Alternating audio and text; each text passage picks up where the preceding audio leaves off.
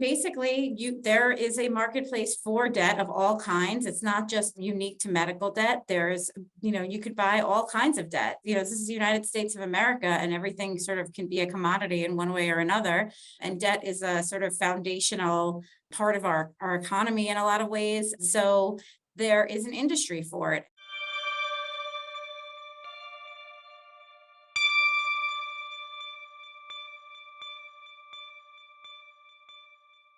There's at least $195 billion of medical debt in the world.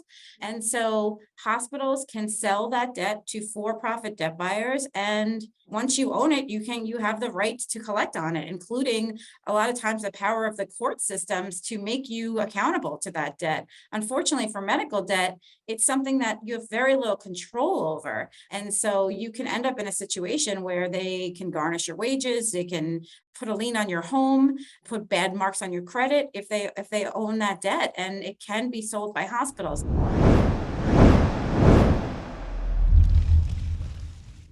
Hi, Allison.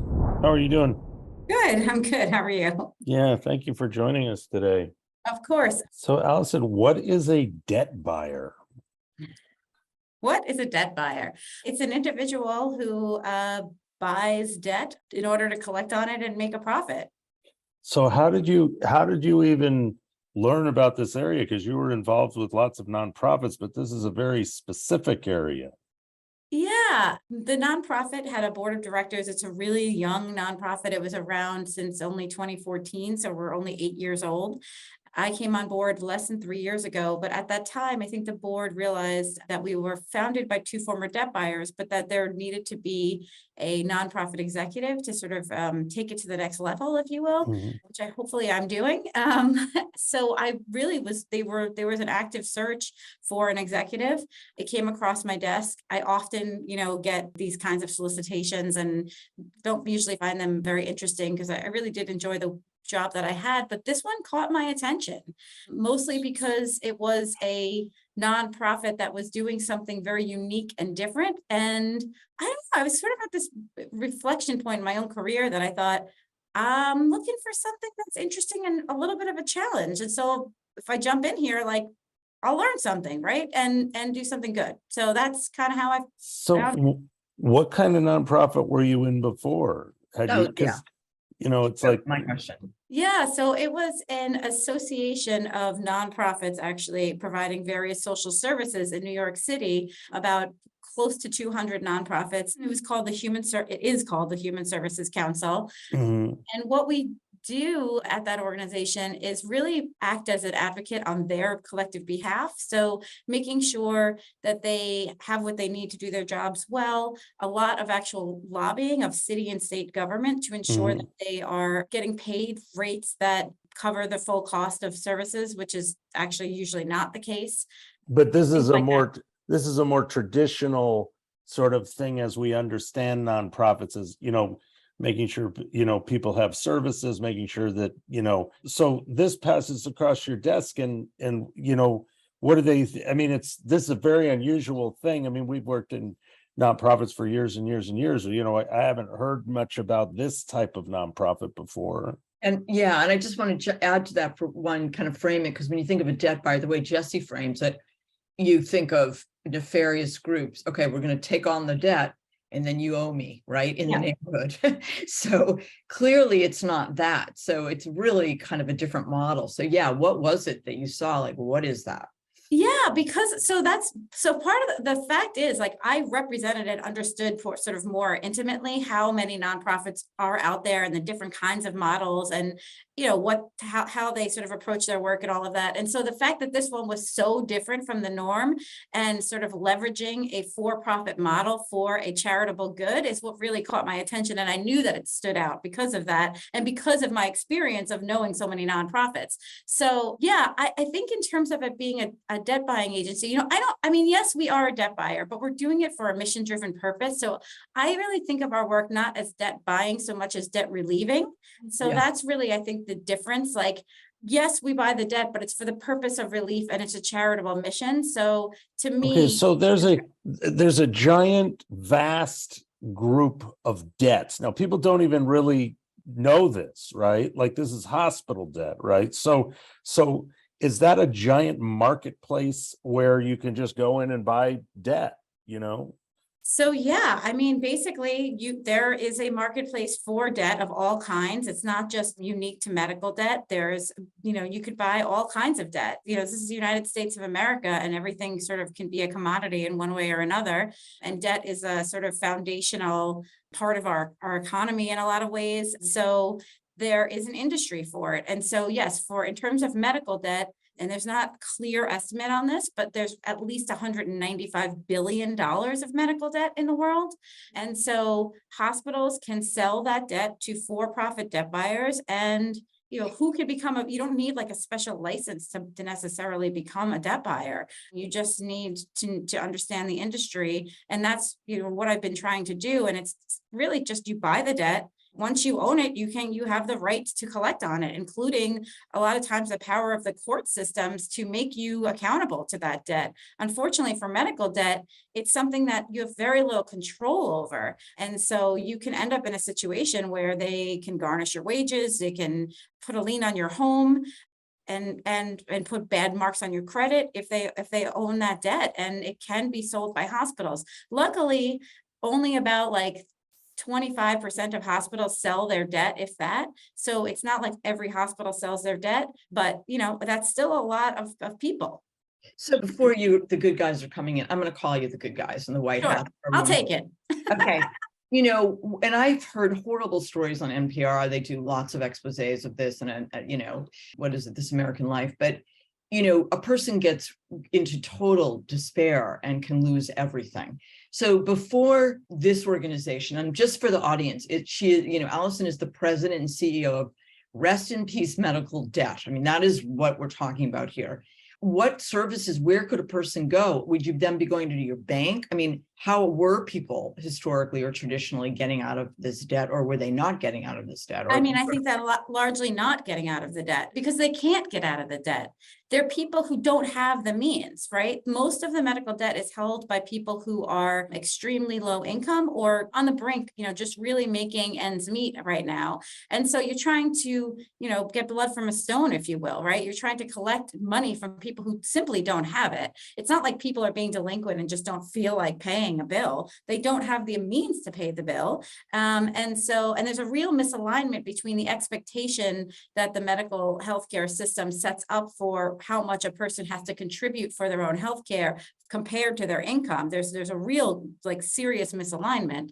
So what did people do before? Well, they just were in debt, and there wasn't really a whole lot that they could do. And that continues, by the way. I mean, we're cleaning up and doing a lot. We've gotten rid of $7 billion of medical debt, but I mentioned the number 195 billion out there, right? So this is still occurring. I don't want to say that we are solving the problem. We're resolving it for a lot of people, but we're not fundamentally solving it. So there's debt. Hospitals are selling debt in a marketplace. So the first thing is, do you go to funders to fund you in order to buy the debt? And what kinds are those institutions? Who are the people who are putting up not specifically, but what kinds of people are putting up the money for you to be able to do what you need to do? Yeah, so let me step back for 1 second and just explain the debt market a little bit more in detail and why it's so incredibly cheap to buy medical debt. So it's building off of what I just said. There are people who cannot pay own the debt, right? So in order for the for-profit debt industry to work, they have to buy the portfolio of debt from the healthcare provider at dirt cheap. Otherwise, they won't make a profit, right? So the discount is severe, like pennies on the dollar for the face value. So on average in our model, and this is based on the pricing in the debt market, $1 relieves $100 of medical debt. So just, think about that, right? So the thing is, I don't have to actually raise that much money in order to buy a lot of debt, right? So keep that in mind, right? And so a for-profit debt buyer basically buys the entire portfolio on the bet that there's going to be the ability to collect on some of it, either by just continually harassing the people, by taking them to court, as I mentioned, by putting bad credit marks, all of these things, so that they'll be able to take some return enough to pay for the baseline price that they paid, as well as whatever they put into trying to recover some of that money, right? So that's the base. I'm taking advantage of that, except I don't need to recover anything because the donations are covering my costs. And so who pays for those? Where do we get donations from? It's actually not that different from your typical nonprofit. We get money from faith-based institutions. A lot of churches support us because it aligns with a lot of their belief systems, right? We get money from everyday, individuals who are trying to help their communities. We can restrict the debt buying to a community or like to a state, for example. We can also get donations from corporations, right? There's a lot increasing focus on social responsibility, and consumers want to see that where they're, who they're doing business with are doing something socially responsible. And it's a great return on investment for them, because if they buy debt through us and do this relief, they can even be named in the relief letters as the person, the entity that's done that, which can go a long way and be attractive to corporations. And so we have a variety of sources of support that allow us to do this debt relief at large.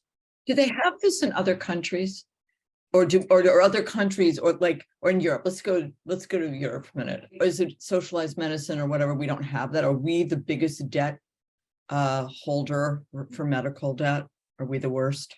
Yes. We don't have a system in which the patient doesn't have a huge responsibility to that cost. So in other places, there is a national system that usually supports there's different approaches. Like Germany isn't the same, for example, as the United Kingdom. But at the end of the day, fundamentally, there is a government engaged approach. And in our system, government is involved, but it's really plugging holes in the fundamental system. It is not leading the way. And so that's the fundamental difference, I think. And we do have a for-profit system. And when you have a for-profit system, the profit has to come from somewhere. Unfortunately, for us, increasingly in this country, it's coming from the patients. Now, do the hospitals themselves ever give you debt?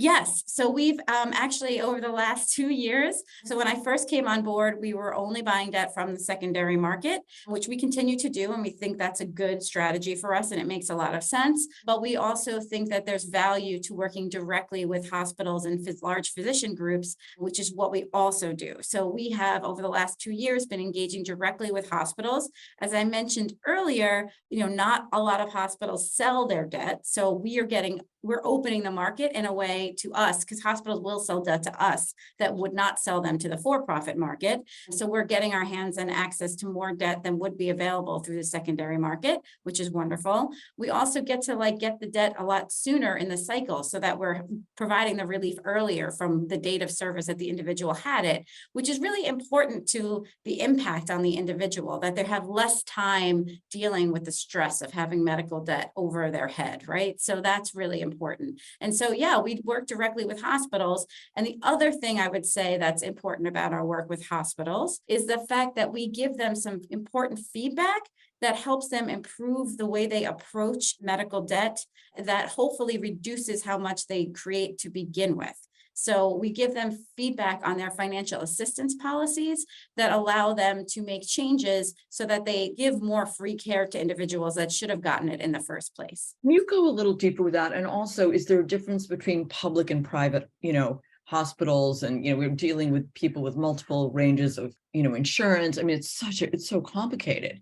So how do you parse that out, or how do you think about that specifically to reduce the debt in the first place? Right. So it is complicated. And that's part of the reason why so many people, I think, slip through the cracks, because hospitals, unfortunately, in our system, you asked about our system, it's extremely complicated because the funding sources are a variety of insurance companies that come from employer-based programs. But then you also have Medicaid, you have Medicare, and there's different rates for all of these. You have people who are not insured at all and are self-pay, and hospitals have to manage all of that. So we've unfortunately created a system that requires hospitals to make serious investment into their revenue cycle and having to recover the funds, which is not really where we want hospitals spending money. We want them spending money on healthcare. And unfortunately, that's been a shift because of our system and the way we pay for it. So that's, I think, part of the problem overall that I recognize. Is the pricing on the original stuff too high for people to be able to pay it? Is there a problem just on how much debt we accumulate because we're, paying for tests and things maybe we don't need or are way overpriced within the hospital structure? I mean, I'm sure that's part of it, but I certainly wouldn't say that that's exclusively the problem, because people with Medicare have bad debt as well. Again, that's part of the problem. We certainly should be looking at pricing. I think that efforts to create some transparency is somewhat helpful, but also complicated, because hospital pricing is a result of a negotiation between insurance companies and the hospitals. And that's in and of itself a problem. And then there's people, like I said, there's a mixture of kinds of payers. So hospitals are trying to make their own ends meet, right? And so trying to cover their basic baseline costs. And so you walk into a typical store or you're trying to get a service, et cetera, the pricing is usually pretty transparent and understandable. But because of the fact that the individual themselves is not the only payer, and some people are paying with insurance, some people are paying including deductibles, some people are coming in with government behind them, there's all this different mixture. Hospitals sort of have to create prices that'll cover their costs, which isn't necessarily the true cost of one service for one individual. It's sort of thinking about all of their costs altogether and what they need to price different things in order to make their budget work. And so it's very complicated and hard to understand, which is why I have a hard time with the idea that people need to shop for services, which I think increasingly is out there, that we should be better consumers of healthcare. Like, there's no way that I'm supposed to understand what should be a good, cost for a heart surgery, and that I have to do research on that, especially if you think about emergency situations. Like, it's just a silly, I think, solution to a much more complicated problem. So when you buy some debt, how much debt are you buying? Are you buying $1,000 worth of debt, or are you buying, how much debt? $300 million worth of debt at a time. So you buy $300 million worth of debt, right? Wait a minute, wait. In one place? Sorry, I just want to we got to get the statistics right. Depending on the size of the hospitals, yeah. I mean, if it's a large hospital, and I'm going back years that I'm buying multiple years of debt, I can easily buy $300 million worth of debt. And I'm probably spending, roughly $1 million on that, or somewhere in that neighborhood. But think about that return on investment, like I mentioned.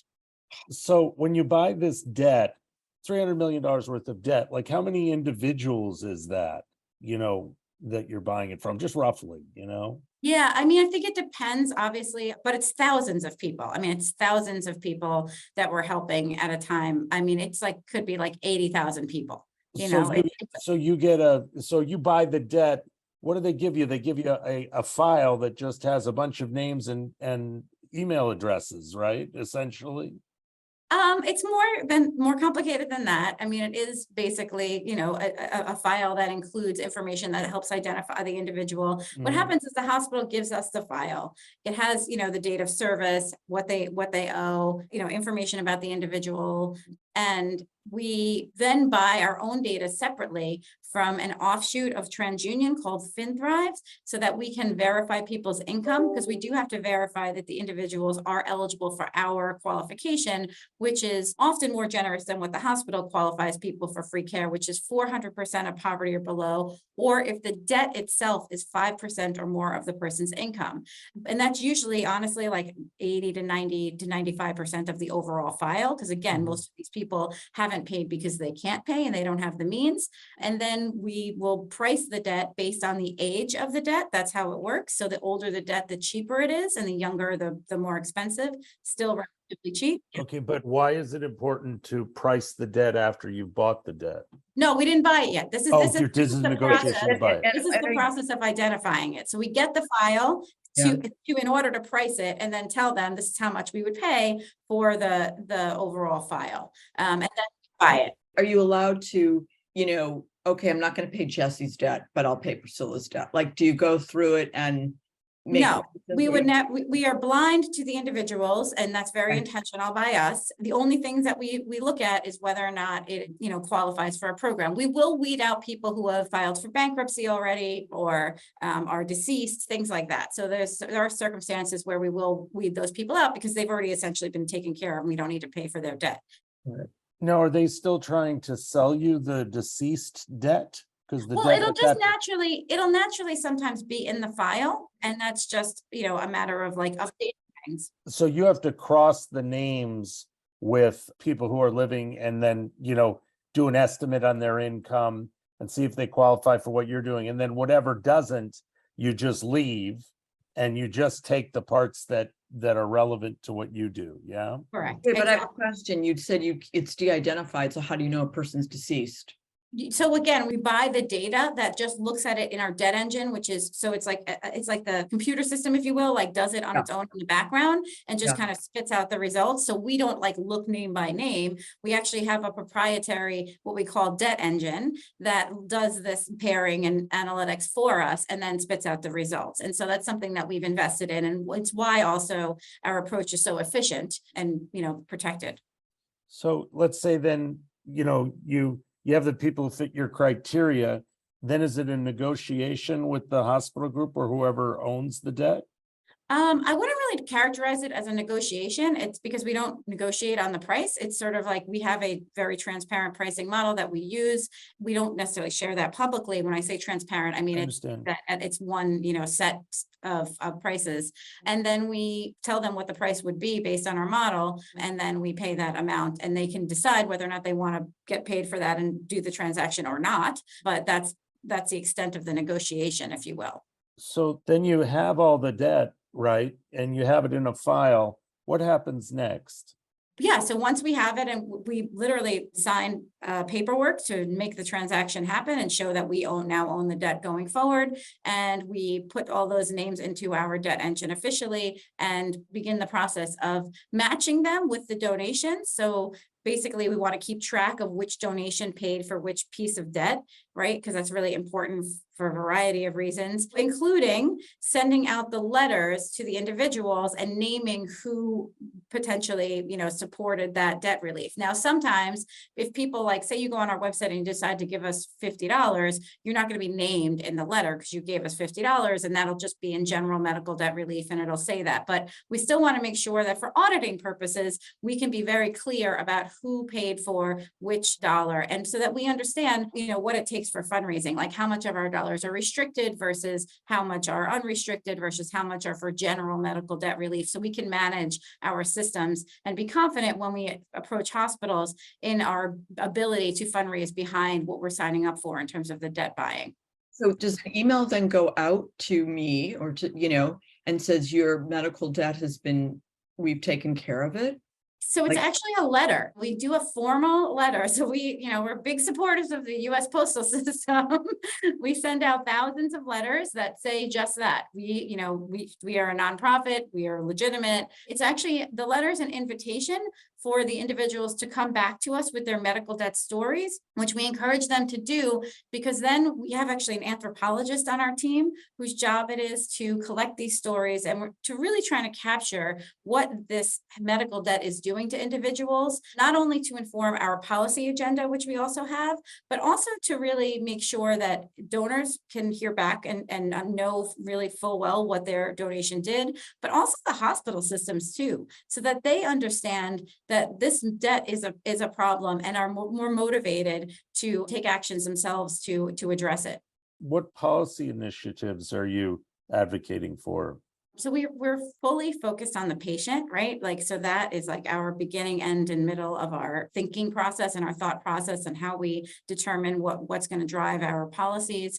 We really want to make sure that the burden on patients is lifted as much as possible. So, and we also are pretty pragmatic about, what's really feasible. So number one, we think about the health insurance coverage, making sure that when a person walks into a hospital, that they have coverage that actually matters to them, right? That they don't have a plan that has a high deductible that they can't meet, because a lot of the debts that we're relieving are not for people that are uninsured. It's people that are underinsured that don't have that can't meet the deductible. So a lot of the debts are like $2,000, $4,000. Like these are not $10,000, $20,000 debts. They're relatively small, but again, the person doesn't have the means. So insurance is really important. So for example, any state that hasn't taken on the expansion of the ACA, meaning that, that there's not additional subsidies for people there, we see higher medical debt rates. So really important to have robust insurance, whatever that takes.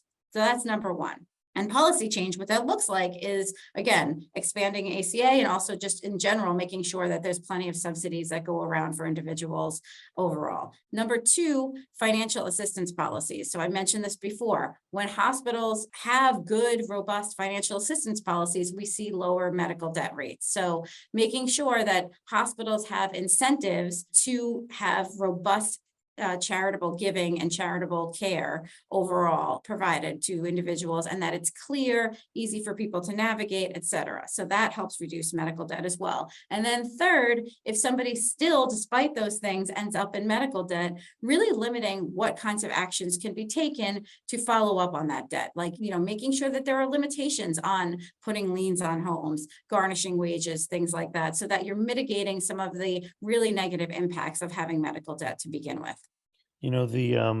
This debt world that we're talking about, it feels almost like Dead Souls or something, when some Russian book about selling debt. But is the nature of it, like you're alluding to there, that it sounds like it goes into a boiler room and people just start dialing for dollars and trying to crush people to get this money. Is that the characterization that you would, what characterization would you give this underworld part of it?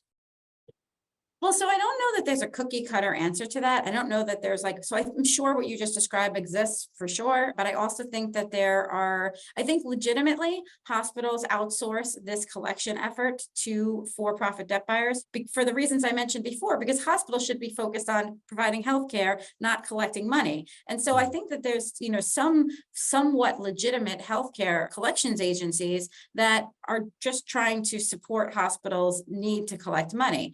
Whether or not that's an okay thing is, a debatable, I guess, but I don't think that they're all cut from the same cloth, if you will, in terms of the debt buying industry. But certainly there are bad actors. And what I've seen, unfortunately, is that there's not enough regulation around this, and debts can be shuffled around and rebought and repurchased. And that, I think, is in and of itself a big problem. Do you know the other buyers? People, do you see them? Do you go to a place and they're auctioning off debt and you're all in the room and you're, competing for certain things? I imagine they're happy to see you because you're buying up the debt that they probably don't think they can collect. Yeah, I guess that is definitely true, and I think important. And I don't, see us as like the same, right? Like we're a different animal than they are. Like we have different motivations, we have different funding, we're in it for different reasons. But they are our partners. Like we do, like I mentioned earlier, we buy debts directly from some of those debt buyers. And I think it is a good partnership because, like you said, we're buying debt from them that is harder to collect on. But what's important is we are taking it away from people who do have a fundamental profit motive built in to potentially collect on it. So we're making sure that will never happen. Like, should an individual whose debt right now they're poor, but maybe they get an inheritance. Like now, once we have the debt, there's no ability to trigger something that would make the debt buyer change their mind and decide to start collecting on it, right? Or it can't be resold later on with a different person in charge of that entity or something like that, right? So I think in some ways, we're a different animal. So I'm not sure if we're competing with them, so to speak. There's probably some middle ground, like people, I'm making this up, but like maybe people between 300 and 400% of poverty, they might want to, actually try to get money out of those individuals. And we're taking those people off the market, if you will. But I actually think that your assessment is exactly right, that we're more interested in the people that they're the least interested in. And so it's a very good situation and relationship, in reality. How do you go about now figuring out, you have a whole country to look at, how are you doing the analysis to say, we're going to go into Chicago, we're going into New York City, where are you determining, and what are the metrics by which you determine who you're going to go help? Yeah, so actually we're pretty happy to work anywhere. It has a lot to do. So our model depends obviously on two things. One, having funds available to buy the debt, and two, having the debt available to buy. And so wherever those things are aligning is where we'll do the work, because again, we're not inactive here. We're obviously actively participating in this, but we are sort of a vessel, if you will, for communities that are looking to do debt relief, that if they have those two things present, they can use and leverage our debt engine and our model and our expertise to have the debt relief happen in their communities. So a lot of it sometimes is driven by donor interest. If there's a donor that has a lot of funds that is interested in doing debt relief, or sometimes it's, again, a hospital system. If we're working with a large hospital system that's in multiple places, and that's a good relationship that we want to keep going, we will go out of our way to fundraise in the communities that they're operating in, right? So it's really not a specific science behind it. It's really just based on opportunity. So, you've moved over to this, you've been doing it a few years now. Is it as rewarding? Is it different? Is it, what are your observations of it? I appreciate that question so much. Yeah, it is rewarding in a different way. I feel like I did my part at my previous role, the Human Services Council, in raising awareness of the value of nonprofits and really making an imprint on that sector and what it means and the importance of its work. And now I feel like I'm making an impact here, right? Like I feel like what we're doing is not only resolving a lot of the debt problem for individuals, but saying something larger about the problem fundamentally. And I think that that's the part that's most rewarding for me, because I really see this as a macro level problem that's not just, the individual had a problem, but this is a broken system. There's a lot of negative stigma around medical debt that is really problematic. And I think we're contributing to hopefully a larger solution here that fundamentally reduces the need for me to have to do this work. And I find it really quite rewarding and frustrating, of course. Yeah. Is it like, can you give me, you've abolished, I want you to say it, it's like in the 7 billion. And I'll tell you, we're on our way to 10.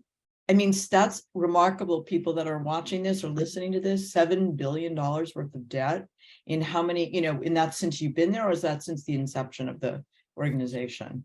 It's since the inception, but when I think we hit the 1 billion mark in late 2019. So if you can, obviously capture how much growth we've had, it's pretty substantial. And, that's, I think, important to recognize that we are on a growth trajectory. And I think that's because this issue is getting a lot more attention.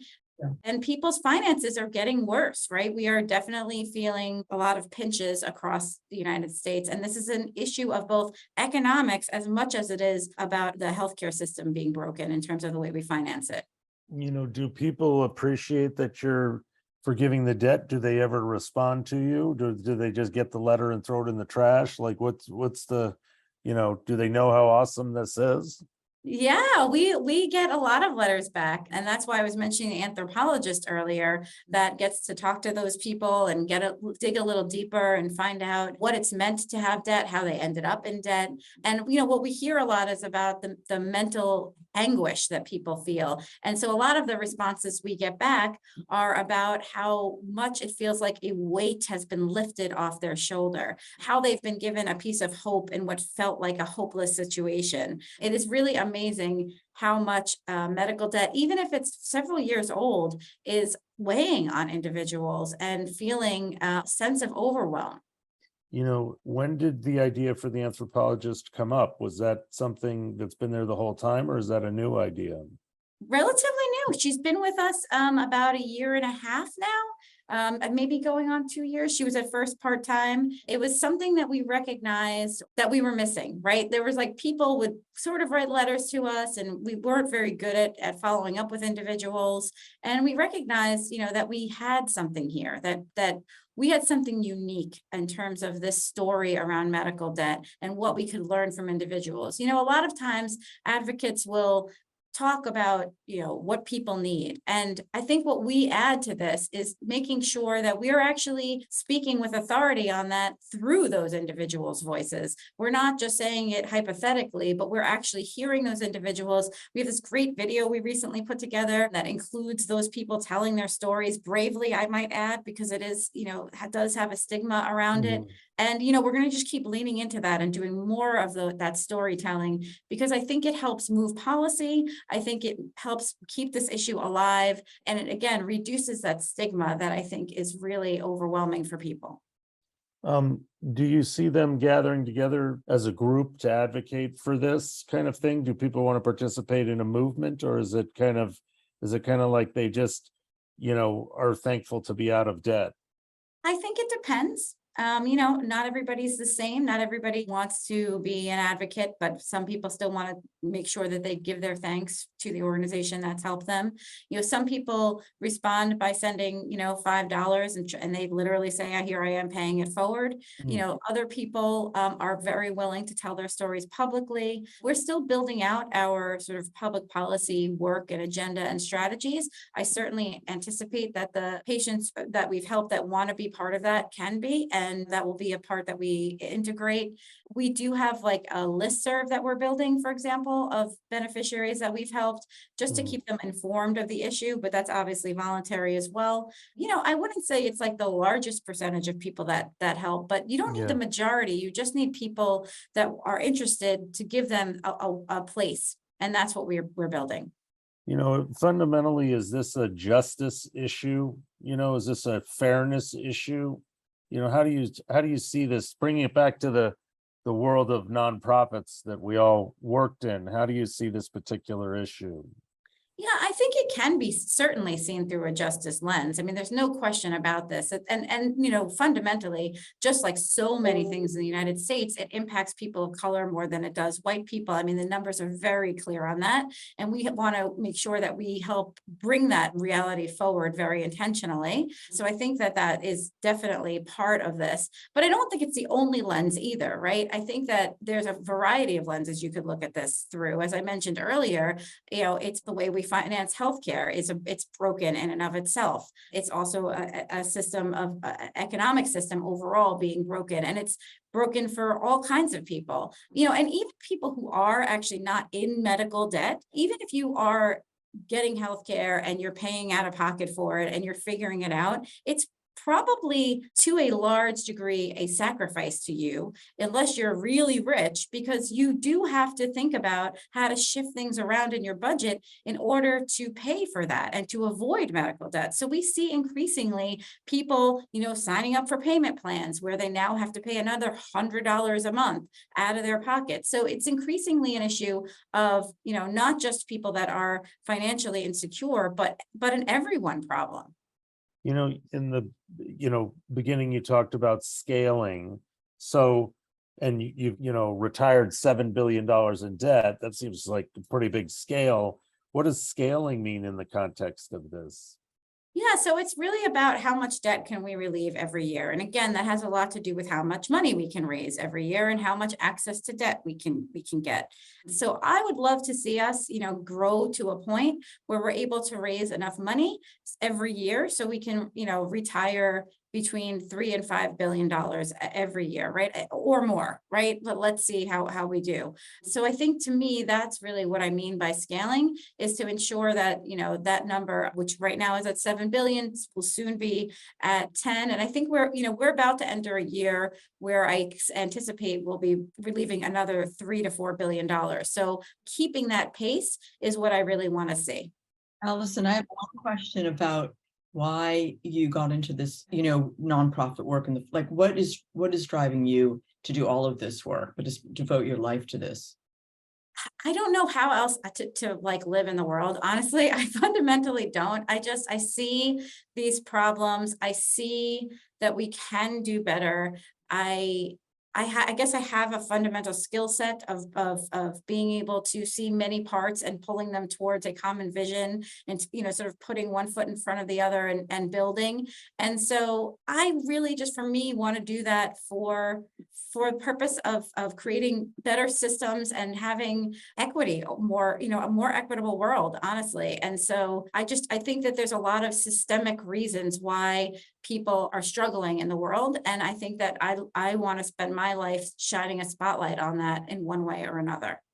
Well, it's fantastic, this work you're doing. So Allison, thank you very much for spending some time with us today to explain it. Yeah, Thank and you so much. everybody needs to know about this. Because an individual can contribute, and a corporation, anybody who's watching this, this is something to take on, because as you said, this is equity, this is really social justice, this is justice, this is all of it, And I would imagine no matter where we are right now in the country, I mean, this is not going to get better. We're in a difficult time. We may be heading into recession. Experts say that. Who knows what's going to happen? So it's really great work that you're doing. And thank you so much for sharing a little bit of insight into this. And what's the name of the organization? I mean, we know what it is, but what's the URL? Yeah, ripmedicaldebt.org. So ripmedicaldebt.org. You can also find us on social media, Instagram, Twitter, Facebook. And so, yeah, I really appreciate the opportunity to talk about this issue. And yeah, everyone can be a philanthropist through our model. So please support us and talk about the issue of medical debt, because it is one that we do need to break the stigma for. And we're all affected by it. Thank you so Very much. nice to see you. Yeah, thank you. Thank you. Bye, guys.